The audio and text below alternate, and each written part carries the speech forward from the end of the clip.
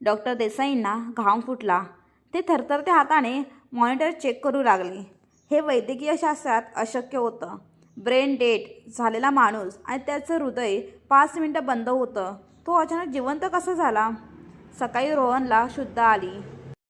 तो धोक्यातून पूर्णपणे बाहेर होता.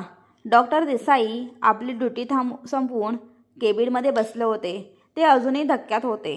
सुधाताई त्यांचे आभार मानायला गेल्या तेव्हा डॉक्टर देसाई जे बोलले ते ऐकून तुमच्या अंगावर काटा येईल.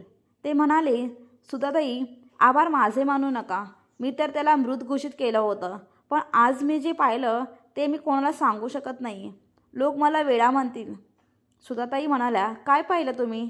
डॉक्टर म्हणाले, जेव्हा रोहनचं हृदय थांबलं होतं आणि मी मशीन बंद करायला गेलो तेव्हा मला एक सेकंदासाठी दिसलं की रोहनच्या बेडच्या मागे एक 10 फुटांचा धिप्पाड भगवे कपडे घातलेला माणूस उभा होता. त्याचे हात गुडघ्यापर्यंत लांब होते. त्याने आपला हात रोहनच्या छातीवर ठेवला होता आणि दुसऱ्या हाताने यमदूताला रोखल्यासारखा इशारा करत होता. जेव्हा तुम्ही विभूती लावली तेव्हा ती आकृती हसली आणि गायब झाली आणि त्याच सेकंदाला रोहनचं हृदय सुरू झालं. डॉक्टरांच्या डोळ्यात पाणी होतं. ते नास्तिक डॉक्टरसुद्धा ताईंच्या पाया पडले.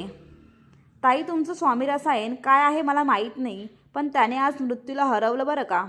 त्या दिवशी हॉस्पिटलच्या बाहेर त्या खोलीत सिद्ध झालं की ICUमधील व्हेंटिलेटर माणसाचा श्वास चालू ठेवू शकतो, पण गेलेला श्वास परत